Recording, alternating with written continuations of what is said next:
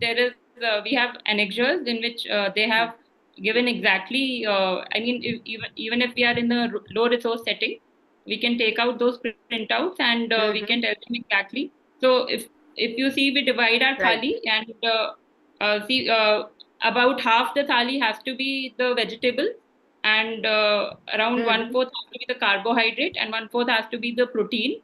And so it has everything, like it has fruit and vegetable also for the fiber, and one-fourth is carbohydrate and one-fourth is protein. So it has all your essential nutrients also in there. So this is how the thali is divided. And as per the BMI, actually everything is calculated. So the calories, and once we have calculated the BMI. Can you hear me? And along with this, so my question to the next panelist is, now when do you repeat the test? Dr. Rashmi, when will you repeat the test? One more thing, Rashmi, I think Dr. Ramesh, we can go to you once again. Yeah, Dr. Ramesh. Yes, ma'am. When will you repeat the test now, and what test you want to do now after MNT, 2 weeks of MNT? Yes, ma'am. What test you will be doing? As per the guidelines of MOH, Family Welfare Ministry of this thing, ma'am, Ministry of Health and Family Welfare. Family and this Family Welfare 2021. So after 2 weeks of this MNT, again we do PP, 2 hours PP.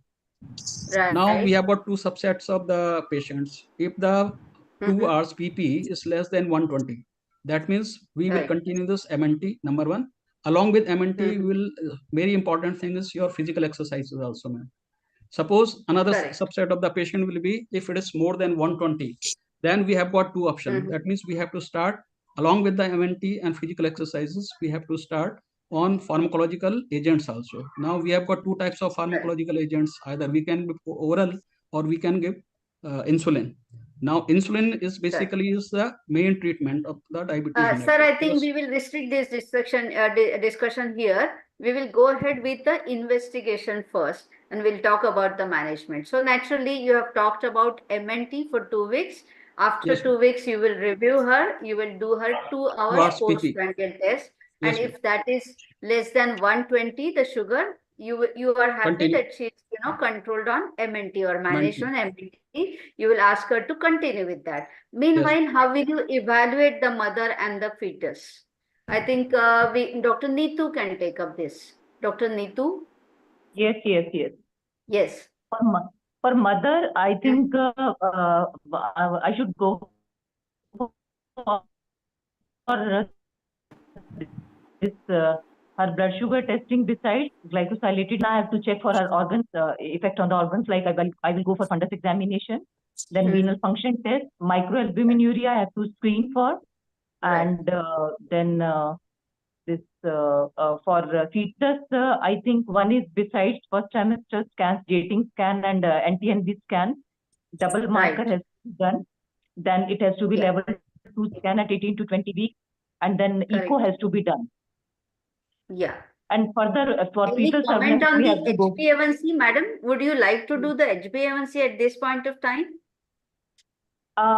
If she if she is over diabetes, I will go for. Otherwise, no. Yeah. Otherwise, not. Because how will we know, na? Because initially we are just testing her, right? And at the first visit, she's coming as positive. So it is better that we go for. Yes, if she has some high risk factor, definitely I will screen her for over diabetes. Otherwise, I will not go for this glycosylated hemoglobin. All of you agree to this? Yes, I want to add. May I add? If she is Dr. Divya and Dr. Savita. Yes, madam. Yeah, if she is this test is coming positive in first trimester, the more like she is not a gestational diabetes at all. Most likely she is over diabetes, which is diagnosed now because previous test was not done. In this case, we need to go for the HB1AC. If she is diagnosed later on, means first is negative, repeat tests are positive, then definitely she is having the GDM, and then most likely there will be no need to go for the HB1AC in that case. Correct. Because at the first point of contact, she is positive. You don't know whether it is GDM or over diabetes. So you want to see the last 3 months control. Definitely, if you have the values in front, you have something to talk to the relatives also. Suppose if our value HbA1c is more than 10, what is the importance of this? I think Dr. Divya, you can talk about this. Yes, ma'am. Kindly repeat the question, You please. can talk about this HbA1c values. What Yes, is the ma'am. significance? So, like if HbA1c comes out to be high, first of all, it gives us a very clear-cut clue that she is not, as Savita ma'am also said, that she is a case of probably overt diabetes Right. or diabetes before pregnancy itself. Second, Right. because her blood sugars are already uncontrolled at the time when she has conceived, and the period of organogenesis has already passed on. So there are high chances that she may have there is high risk of development of congenital malformations in the fetus. So that is to be very very clearly explained to the patient and the relatives, so that they Not are only to also be aware of explained, it. but also to be So taken that as is very, written informed consent, that we know that yes. this is the value and what are the implications of this, but we want to continue this pregnancy even though our doctor has warned us. Right. So Yes. Madam Neetu has very nicely explained the screening part and the interpretation also. Only there is a controversy on this point. That is because you want to know the control over the last 3 months, and you want to make your patient and relatives aware in what condition she has come to you. Okay, now your job starts, and we go to the next case now, and we will discuss the different aspect here. You have this primary 16 weeks, the parents are diabetic, and she comes to you with the following report. Her GCT is 179 milligram percent. So Dr. Sunita, do we have Dr. Yes, ma'am. Sunita? I am filling in for Sunita Sivaj, Please, ma'am. please Yes. remind me if I am missing somebody, huh? Please, I don't want Yes, ma'am. I am Dr. Pinky, and yeah. sorry to interrupt you. Am I audible? Yeah, please. Yes. Yes. So I am today, ma'am. I am filling in for Sunita, ma'am. This patient is a primary patient, 16 weeks, and she has a history of family history of diabetes. Her GCT is 179, and I assume that this is a DIPSI GCT, which is 179. Yeah. So with the GCT of 179, we will label her as a gestational diabetes. Moreover, because she is less than 20 weeks, and we can do one more thing, that is HbA1c. So it is likely that she may be a pre-gestational diabetic or an overt diabetic. So she needs a complete evaluation of her vasculopathies, nephropathies, neuropathies, and everything, a complete fundoscopy and everything, a complete evaluation of her status is needed. Second thing, although her GCT levels, they are less than 200. So I think we can go ahead with the medical nutritional therapy and exercise for 2 weeks. Should we start directly, or should we go ahead with MNT, give her 2 weeks time? Yes, I think a complete profile is needed in this patient. Like if although she is very likely that she is a case of over diabetes, so we can definitely go ahead with the metformin or but insulin. We should not take it for granted, right? We yes, should try that for, is why I'm telling you. Yes, a complete evaluation Yeah. of her pathies is important here. And I'm, although it is very high likely that she is a pre-gestational diabetes, and we can take her directly to insulin therapy. So we can definitely take her to, on insulin therapy, yes. Should we, I mean, is it after MNT? That is what I'm asking you. Should we go ahead with MNT for 2 weeks? Because that is, as it is, what are the advantages Yes, of that MNT? is, I would yes, like to ma'am. ask. Yes, if the evaluation of her investigations, like if her fundus is normal, and if her renal functions are normal, if her echo is normal, her heart is fine, if then we can do an MNT for 2 weeks. Otherwise, if we find that she has some pathy, we will go for insulin. Yes. Okay. That is But what as it is, very tricky. if at all she has already, affected other organs. Yes, Dr. Savita, madam, I would like to hear from you. Second thing is, So one more thing I would like to This add, question is there that 60 MNT and weeks. exercise is an adjuvant to insulin therapy also. We have to That adjust her is what diet. We we have want to to adjust her say. That is what we exercise. want to say. It is Yes, not for yes. So getting all the all three over things diabetes. together. Yes, absolutely. That All the is three what things we want. together. Yes, Yeah. yes, my dear, we accept. So, MNT always, it's going to help you. Always. It's going to help the patient in any ways, whether she's GDM, whether she's over diabetic, no matter whether the complications are there or no. It's even when the patient is on insulin, if you start her on MNT, the insulin requirement goes down, the HbA1c starts improving, right? And that is why I was trying to, interrupt Yes, you.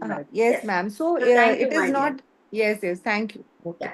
Yeah. So, Madam Savita, I know from you, what diet modification would you like to do? Any recommendations, and specifically how you want to help your patient practically?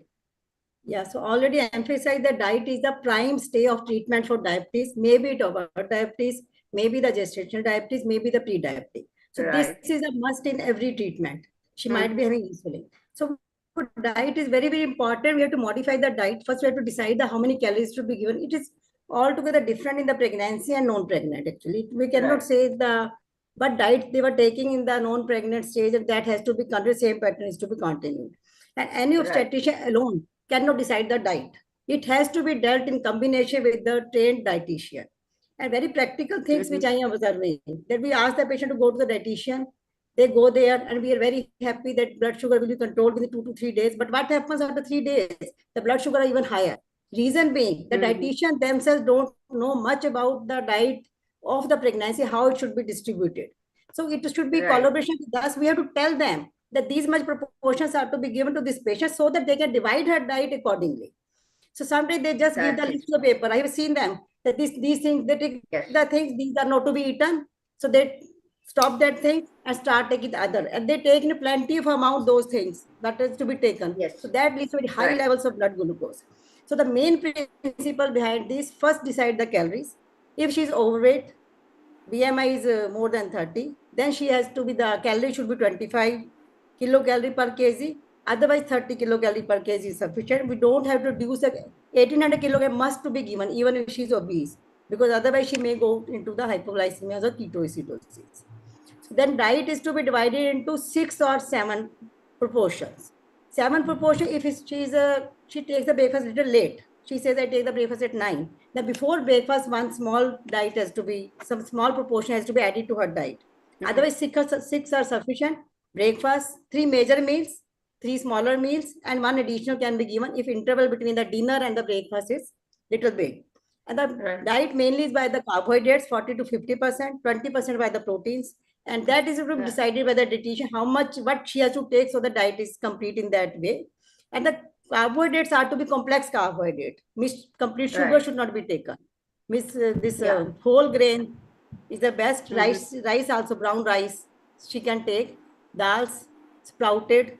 So these are the things to be added. Then in the after dinner, she has to take, again, she can take 1 glass of milk or something which she likes, which is having less of the carbohydrates. So this is the basic thing. Perfect. You have to Madam, I fully agree with you. First, you have to count the calories, then you have to decide the spread. And then you have to, of course, very advise them on physical activity, stress on physical activity. Yeah, one thing I want to add in this, counseling is most important once you start on the diet. So you have to emphasize again and again to the patient, what is the importance of diet? If you're not emphasizing, what complications can be there, she might not stick to that schedule. And then moreover, she has to be told about the signs and symptoms of hypoglycemia as well. And if hypoglycemia is there, what is to be taken, and she has to take the emergency treatment in herself. I think we have, thank you so much, madam. I think we have Dr. Pinky, who is silent for some time. Dr. Pinky, can we listen to you? Sorry, Dr. Pinky is in place of Dr. Sunita. She was speaking. Okay. Only about the diet. Acha. Oh, that is the thing. Okay. So, madam, suppose I now once again go to Dr. Rashmi and then Dr. Divya. See, you have a patient who is eating, you can see this plate of idli. She's having that. How would you advise her?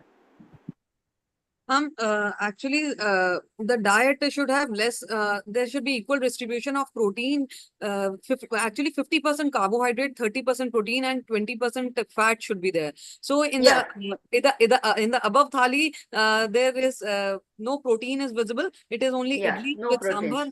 And ma'am, in the lower one, the rajmas are actually a source of good protein.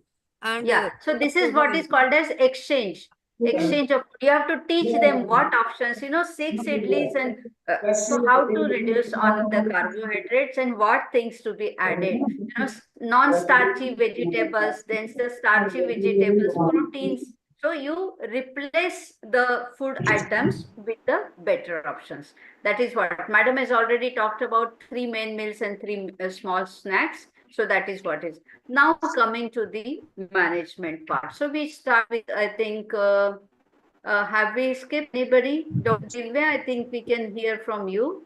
How you, suppose you diagnose this patient as, GDM, you find that even after 2 weeks of MNT, her blood sugar 2 hours postprandial is more than 120. Now we have to start her on medication. So what would you, how would you like to go ahead with the management? Ma'am, regarding management first, yes, ma'am. Yeah, am I audible? Yeah. So regarding management, ma'am, she is already on MNT and diet, that MNT and exercise. So that is to be again, reinforce that they have to continue with the exercise as well as the medical nutritional therapy. Along with that, we will have to start with the pharmacotherapy, and the insulin is the drug of choice for GDM, for diabetes in pregnancy, and we will start with the insulin. And for that insulin, we need to. So I stop you here. I stop you here for some time. We take a pause. I would go to Dr. Ramesh Chandra, sir. Sir, what is your way of management? Suppose you have these patients coming from a very remote village. They themselves are not educated. They don't have any healthcare provider who can, test their sugars also. So, what would you do? Whether you will start her on insulin or you will give her some option? Ma'am, in such case, as you said, the most of our patients, especially in the government setup, they come from a lower socioeconomic status and from the villages. They are illiterate, most of them. So if you are starting on insulin, patient has to be admitted and she has to be imparted the use of this insulin, side effect of the insulin, how to take the insulin at home and all. So that becomes slightly cumbersome as far as my experience goes. So if a patient is coming from far-flung area without any medical support in her village, I will prefer to start OHMM. Now, though OHA, especially this metformin, this has been used since long now, but still it has not been approved by US drug agency. Anyway, we have been using since at least 2 decades now. So I will start with this lady metformin, because metformin doesn't cause hypoglycemia invariably. Number 2, it sometimes or invariably in most of the cases it causes a reduction in the weight also. So I will start dose from 500 milligram to 2000 milligram is the maximum dose. So if, depending on what type of diabetes she has got and what is the level of the blood sugar level, I will start with metformin in according doses. Yeah, so I would also pause you here a little bit because we want to give some message. Both of you are right, because Dr. Divya, insulin is the first drug of choice, whatever the literature says, whatever our experience also says, and the evidence also says. Dr. Ramesh also said that yes, we should give insulin on priority, but because looking at the condition, the infrastructure of our country, we definitely, something is better than nothing. That is what is the basic funda here, which are also the government of India, the Minister of Health and Family Welfare, NHM, everybody, they say that, management should be in accordance with the national resources which are available. the infrastructure, whatever is available, even if it is not matching with the standard protocols and recommendations. That is what we have been following. And that's the very reason it's better that if the patient, no access is available for her, because all of you know that when you really want to start her on insulin, you have to go for the testing of sugar. Some say 7-point testing, some say 5-point testing. Practically, maybe at least till she stabilizes on the dose of insulin, then maybe every third day you can go. But then initially you need to have so many blood sugar testing. Now we will just come to the exact, what kind of exercise. Dr. Ankita, this is a question for you. What kind of exercise, for how long? So if we look at the ADA, that is American Diabetes Association, so they have given, they say that moderate intensity exercise 20 to 50 minutes per day should be done on 2 to 7 days per week. And they have not compared, it could be aerobic or resistance exercise or both. Now, if we come to FIGO guidelines, they have clearly mentioned, they've given some clarity on this. So they have written that 30 minutes of moderate intensity exercise should be done per day. And they say that after every meal, 10 minutes of brisk walking or arm exercises, even when you are seated in your chair, should be done. And reduces your postprandial sugar level. So it helps in controlling that. Right. Here you can see this, what you exactly said. Start with 20 minutes slowly. And then, of course, on an average, 30 minutes per day, maybe 5 days a week, that is 150 minutes for a week, that should suffice. It should be a moderate exercise like household work, brisk walk and arm stretching exercise. So that is very, very clear. Then, of course, you start, keep her on monitoring. Meanwhile, you evaluate the mother, evaluate the fetus. And now we go ahead with one more aspect of this different case. So I think we start with, I think sir has just answered. So I think Dr. Rashmi and Dr. Neetu, we would like to, listen to you. We have this primigravida 20 weeks pregnancy, parents are diabetic, and she comes to you with these reports: fasting 95, postprandial 175 milligram. What next? Do we label her as GDM? That will be the first question. Yes, she will be labeled as GDM. Or she will be labeled as diabetic. She comes or should we screen her? Actually, she will. Okay, ma'am. She will be labeled. Hello, should I speak, Dr. Neetu? I'm Dr. Neetu. Yeah, please.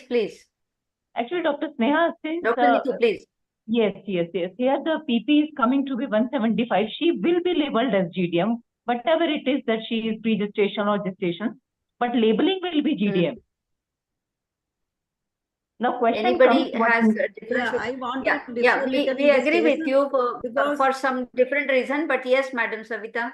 Yeah, if this is the first visit only, so we don't know what were the previous values. So she might be over diabetes as well. We don't know. So we have to go for the HB1AC before deciding the final diagnosis, because parents are diabetic. We don't know, she might be diabetic prior. So that may be a case. So HB1AC has to be done. Yes, ma'am. Further testing. Dr. Rashmi, yes. HbA1, ma'am, I'll go for HbA1c as her fasting is 95 and ma'am, postprandial is on a higher range, ma'am. Ma'am, so she's just 20 weeks. She's not, we have not done the screening at 24 to 28 weeks. So she is just 20 weeks. So she might be over diabetic. I will go for a HbA1c. And if this is the report, ma'am, then I can go for OGTT also to confirm whether she is diabetic or a GDM. Yes, because by definition, you have to go for, if it was 200, then she was over diabetes, right? Sometimes postprandial values do come little higher, but then you have to differentiate whether she has pre-existing diabetes or this is just a random single high reading. Okay, so HbA1c will clarify the scenario. That is how, Dr. Neetu, Madam, do you want to speak about the management? How will you evaluate and manage this patient? Yes, in this case, actually, I perceive that the question is the same as the previous one. I think this is a new case. And in this case, as already told, that we will go for Yes, testing madam. to This is a decide new whether. case. New case. Yeah, it is a new go case. ahead. It is a new case. That's why I was answering the something No different. worries. And in this case, already told that glycosylated will be done. And then if that comes out to be more, then more likely that she is the case of over diabetes. So here again, Dr. Pinky has already told that besides investigating for different organs, retinopathy, nephropathy, neuropathy, then this management will include the MNT, plus this MNT will be started first along with exercise. And if that controls the situation, well and good. Otherwise, we have to go for insulin. Correct. And one thing I want to add, as per the previous question was regarding metformin, your statement is 100% true that something is better than nothing.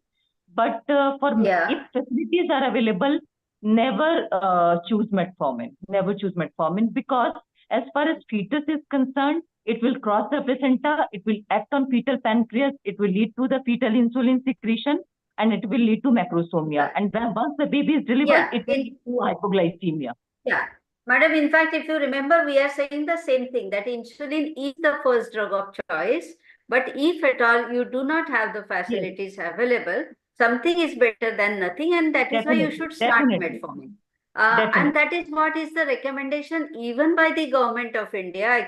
I will show you the slide, and even by FIGO. You can see here, though lifestyle modification is the cornerstone, though medical nutrition therapy is the cornerstone of the treatment of GDM. I mean, we definitely need to go for, if at all it is not controlled on MNT, we have to go for medication. And of course, metformin, glyburide, insulin should be considered as safe and effective treatment options for GDM. This is by FIGO, madam.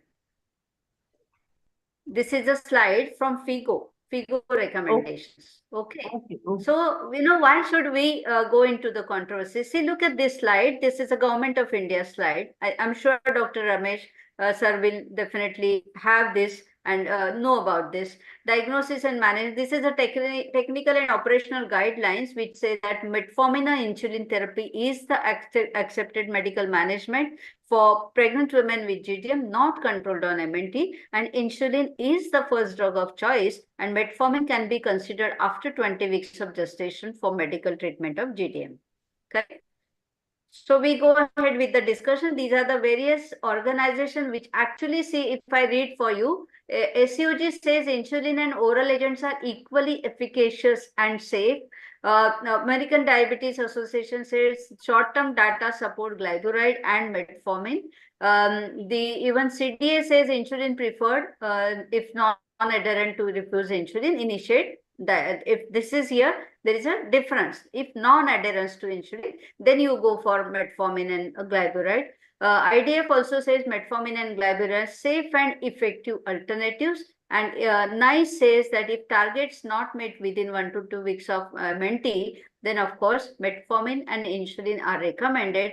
And it is saying that it is equally safe and effective. So I don't think we should have much doubt unless it's a very early pregnancy. And of course, once again, the bottom line is insulin is the first drug of choice. Okay. So we don't have any controversy about this. So Dr. I think Rashmi and Ankita, we can have from you. When should we start insulin? What are the indications to start insulin directly? So, ma'am, first of all, if the patient is having overt diabetes, then if the patient is less than 20 weeks, we would not like to give oral hypoglycemic agents. And also if the patient is near term, and in fact, we say after 30 weeks, when we don't have much time for the metformin to act and bring it to the optimal level. So there we will, and if there are any like comorbidities in which we think that deranged LFT or any other thing in which the oral hypoglycemics are contraindicated, then we would like to directly start insulin. And after medical nutrition therapy for 2 weeks, so if the postprandial level is more than 120, so that is when we have to either switch to add insulin or primarily on insulin. Okay, if we agree to this, that primarily on insulin. If at all the facility is not available, then we shift to oral hypoglycemic agent. So, Dr. Rashmi, if you put the patient on insulin, how frequently do you monitor the blood sugar level ideally? Ma'am, first of all, we should encourage her to do self-monitoring of glucose. Correct. And if she is able to do, if she is literate enough, she can do that. Then using initially lab values should be used, and then, ma'am, a properly calibrated glucometer can be used. Yes, yes. And then, ma'am, a fasting sugar level should be done, and a postprandial meal should be. Which blood you want to do? Now you said lab, you said glucometer. So venous and capillary, both bloods? Venous sample is the best. If facility is available, patient is affordable, or the patient is admitted with you. But if the patient is not admitted and wants to do a self-monitoring, how she will take the do a self-monitoring. So there is a consensus now all over world. It has been accepted that whether you do it in laboratory or you do it self-monitoring, whether you take the venous blood or the capillary, the results are comparable. So let us advise her for self-monitoring. We agree to it. Now, how many times do you advise the blood testing in a day? Advise fasting and post meals, ma'am. Okay. Fasting and post meals should be done daily. When you start the insulin, what is 7-point testing? What is 5-point testing? 7-point testing is the fasting sample, the pre-meals and the post-meals with 2 a.m. sample. And the 5-point is fasting with all the post-meals. 3 post-meal, correct. So practically, even if you do 4 tests on 2 days of the week later on, and then once she stabilizes every 3rd day, that should be okay. Correct. And I'll ask her to get it done daily till the target levels are achieved, ma'am. And then we can go for twice weekly. Okay. So, Dr. Divya. Yes, ma'am. How do you do the fetal surveillance for such patients? We have already said that how you will monitor the maternal and fetal evaluation. We have said already. What about the fetal surveillance? Ma'am, regarding the fetal surveillance, it starts right from the first trimester. In the first trimester, we'll go for the basic ultrasound. First and second trimester we have discussed. Third trimester. So in the third trimester, because we know that if the diabetes, the blood sugars are uncontrolled, then there are high chance, the complications are very high, and there are high chances of stillbirth, even intrauterine death also. So we have to counsel the mother regarding daily fetal movement kick count. So daily DFMC count, she should be taught about how to do it. Like for we have to tell her that she has to take her meal and then lie down for say 1 hour on a left lateral position, and then count for the fetal movement. And if she is able to have at least 3 to 4 fetal movements in that 1 hour, and that she does at least 3 times a day, so that comes out to be approximately 10 to 12, and that is pretty okay. So that is one thing mother herself can very well diagnose that something is whether my baby is fine or not. That is one. Second is we should go for the ultrasonography of the ultrasounds for the fetal growth parameters, whether the growth is fine or not, whether there is any chances of fetal growth restriction, which are high in cases of overt diabetes. The growth scans should be done at the interval of at least 3 to 4 weeks, 28 weeks, 32 weeks, and then 36 weeks. Then we should look for the AFI, that is the amniotic fluid, whether there is development of any hydramnios or not. Estimated fetal weight to know whether there is the development of any macrosomia or not, because this will help us to know when should she be, like timing of delivery. Because if she is moving towards the macrosomia, we may have to induce the labor as soon as she completes her term.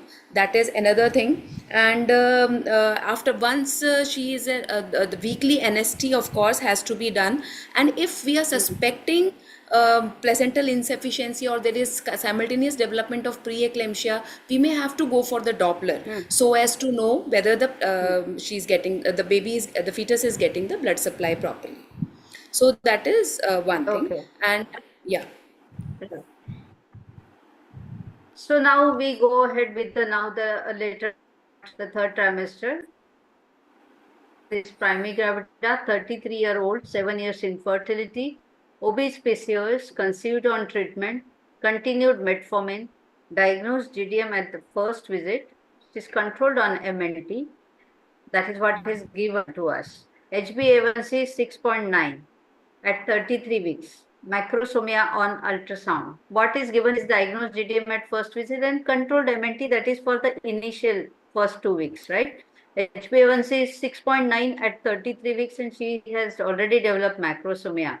So where things have gone wrong and how do we manage this patient from now onwards? Dr. Pinky. Yes. Ma'am, this is a patient who has so many risk factors. Her age is more than 30. She is infertile. She is obese, PCOS, and she has conceived on treatment with so many risk factors. And that too, on the top of it, she is diagnosed GDM in the first trimester. I guess the first visit is in the first trimester. And then I think the frequency of blood sugar monitoring might have been less, one thing. And second thing, HbA1c at I would interrupt you here only. I would yes. interrupt you here only, Dr. Pinky, that she was already on metformin. Okay. Okay, And she was already on metformin. In spite of that, she is diagnosed as GDM. That means metformin is not of any use for her.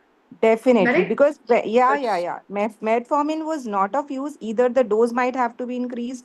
Second thing, she must have there must have been a change of drug from metformin So to what I want to insulin. say is whether she should have And been put on insulin, right? yes, Yes. absolutely. The initially only insulin should have been started in this case, and in such patients, we can like while we are starting insulin, we can admit the patient for like 3-4 days or maybe a week, and then we do the 7-point testing. And once her blood sugars are controlled, and we have achieved our targets of fasting less than 95 and blood pp of 2 hour pp of more than one less than 120, then such patients can be discharged home for a self home blood glucose monitoring with a glucometer. And Yes, she is obese PCOS already, so that also you have to take care, right? next thing, yes, the other thing here is the macrosomia. She is developing macrosomia.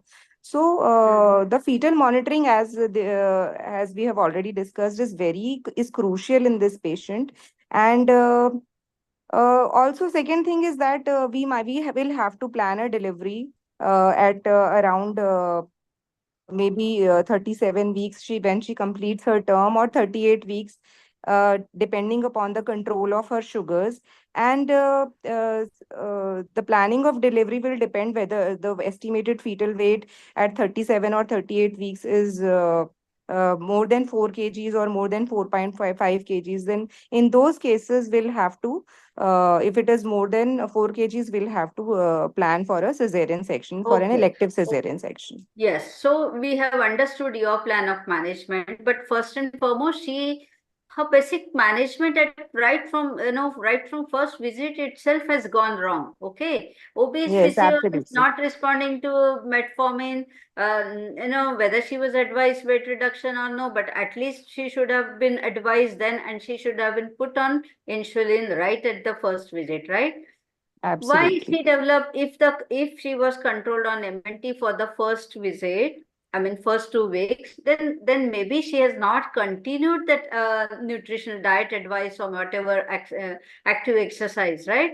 Yes, So yes, that there must be something must have gone wrong, like diet might not have been properly advised. that is A what. proper diet chart with the help of, as Savita ma'am told, a nutritional dietitian should be taken, the help of a dietitian with a proper diet chart, that what they have to eat in the morning snack, or in the breakfast, in the lunch snack. Yeah, So yeah, but everything the has to be obstetrician written needs to clearly keep to a such watch on patients. this, right? Yes, The yes, obstetrician needs absolutely. to keep a watch on this. That is what is the message, that we don't have to leave it to somebody because she's our patient, and you have to Absolutely. follow her up thoroughly. Whether she's taking her diet properly, whether she's doing her exercise, at least we need to inquire about it. And if she's not doing, we have to warn her about that. And I think that is what has led, non-controlled sugar level has led to macrosomia. Even though HbA1c is fairly controlled, it's not a good control. Okay. Yes, So one more thing I would we like want to to hear add. from Madam.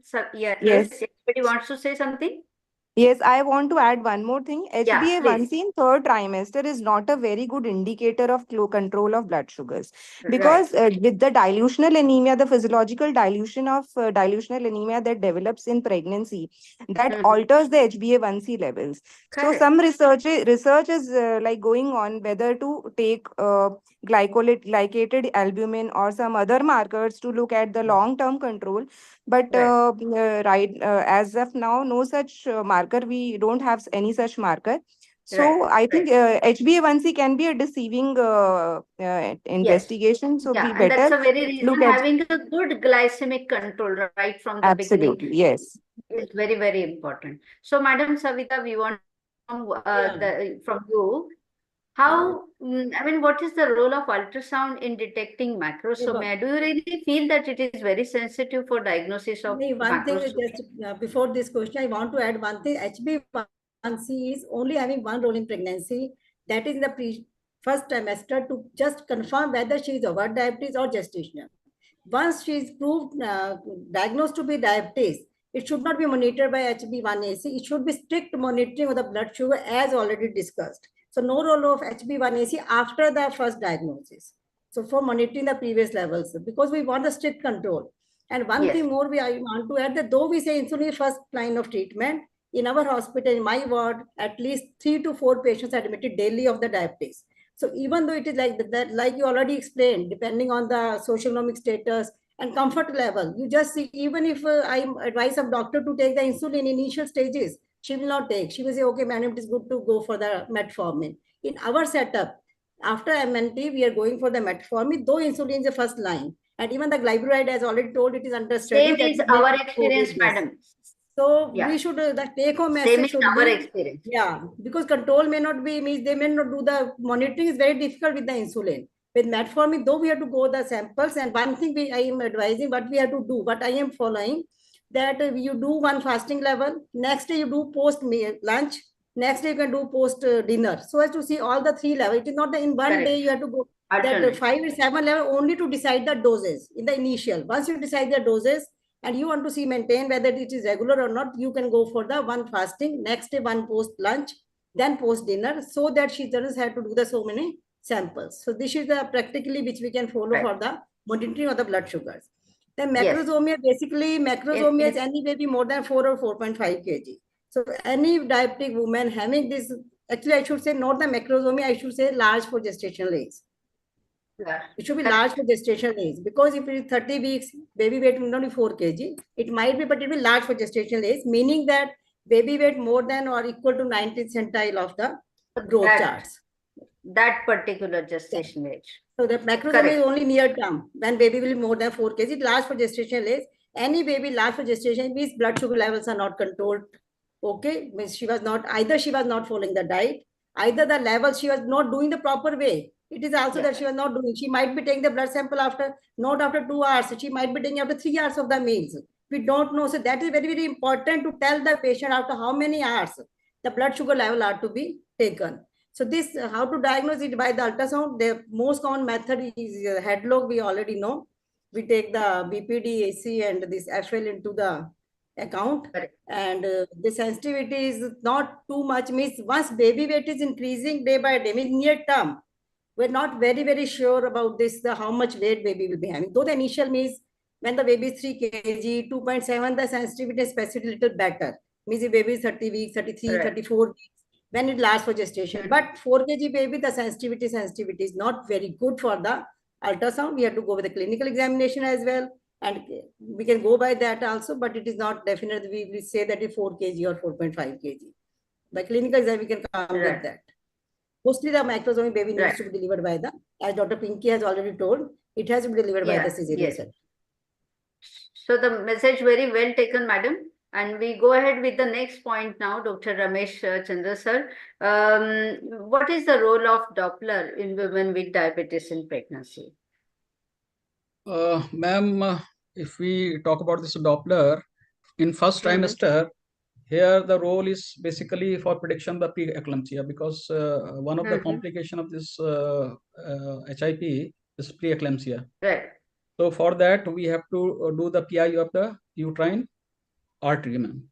So PI should be less than 1 in early gestational age. If it is coming more, then we have to repeat it again around 20 to 22 weeks of gestation.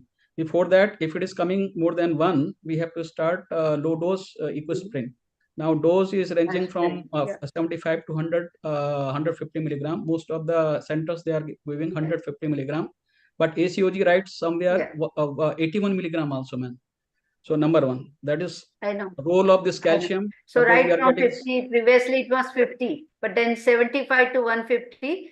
SUG also says that if you have a woman weighing more than 70 kg, you go ahead with 150. That is, Yes, 1.5 milligram per kg. That is what they are recently saying. But we yes, still take at least 75 to 100 should be the adequate dosage unless the woman is overweight. I think that should be good enough.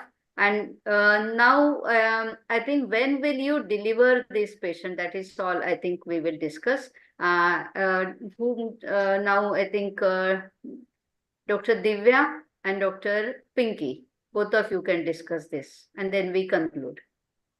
Dr. Divya. Yes, ma'am. Excuse me, ma'am, I want to take permission. I have to leave early.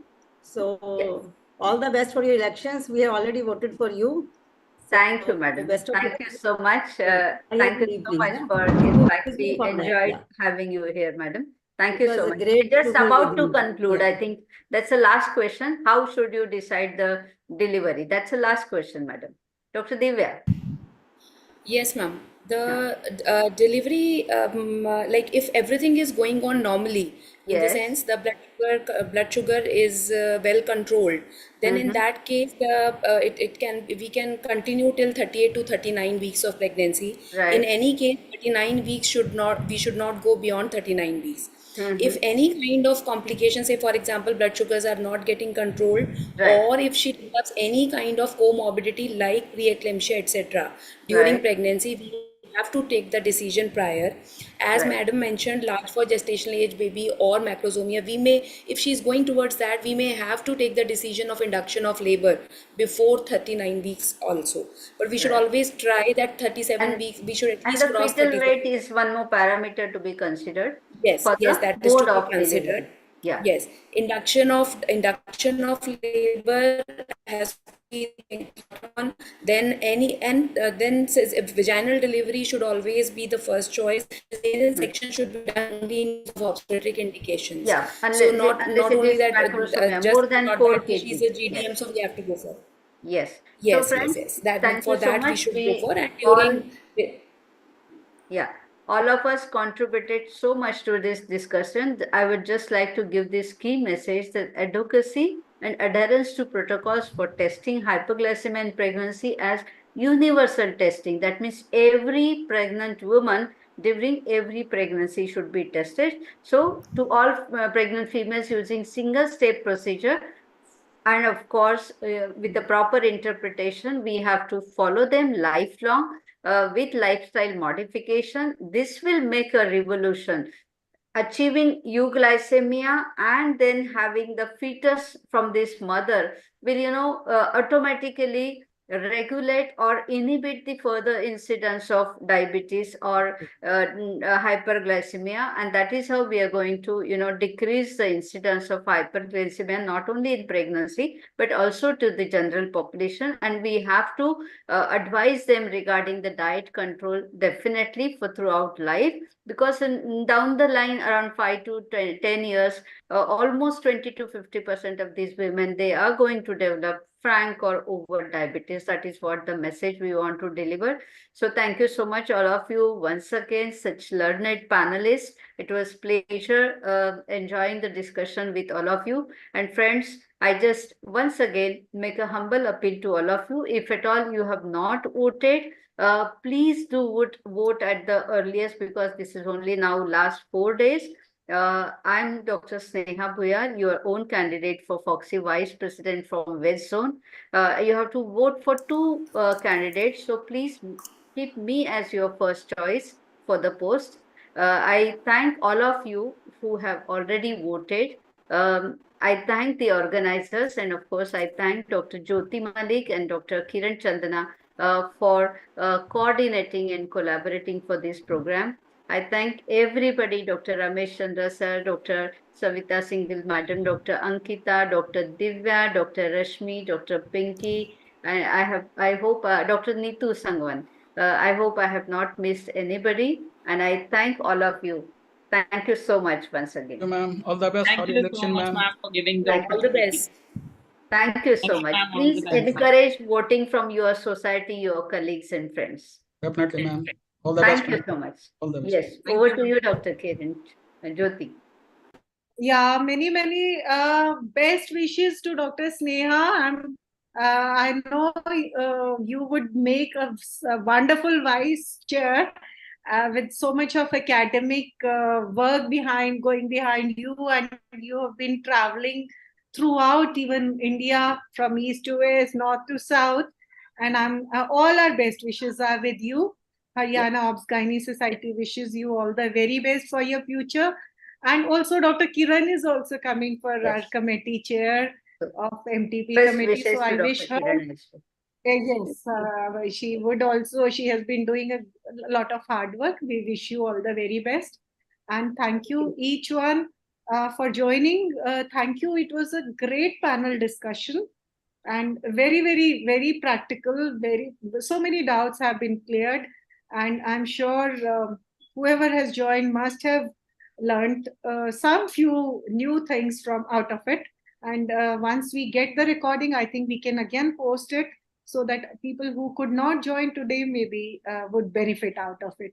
So thank you so much. And over to Dr. Kiran for vote of thanks so that we just finish off and close the session for today. Yeah. Thank you, Dr. Jyoti, and thank you, Dr. Sneha, for the opportunity. And I thank Amogs Society, Amogs Emergency Obstetric Committee, and the Harogyn Gynae Society for this webinar.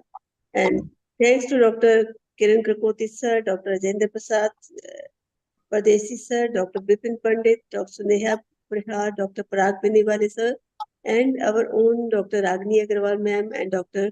Jyoti Malik ma'am for this opportunity. Our speakers, Dr. Ragini could not join, but Dr. Jyoti fulfilled the task so well, and she has been the savior. And the panel was so good. All the panelists they were so good, and it was many practical take-home messages from the panel. I thank Dr. Rashmi Huja, Dr. Divya Mangla, Dr. Ramesh sir, Dr. Savita Singhal, and Dr. Neetu Sangwan, Dr. Rana Chawla, Dr. Pinky, and Dr. Ankita Jain from core of my heart. My sincere thanks to our chief guest, Dr. Pushpa Dayar, the guest of honor, Dr. Sunita Malik ma'am, for this, and wish you all the best. And thanks to the Corner Remedies for providing us the platform. Although there are certain glitches inside, but we could manage these things. Thanks to God, and I hope you will have a successful tenure, ma'am. Wish you all the best. Thank you, ma'am. Thank you so much. Thank you. And thanks to my chairpersons also. Thank you.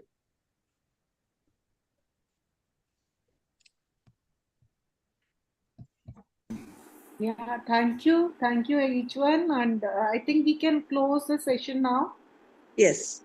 Abhishek, Abhishek has already sent the recording.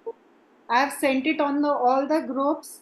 So, Dr. Divya, I think we can also share it with our PGs on the Yes, PG ma'am. Gyan Mitran. Yes, surely. I'll post it. He has got the recording. He has just sent us the recording. So I'll send it to you so we can share it on Gyan Vitran. Okay, ma'am. Thank you. Okay. Thank you so much. Thank you. Bye.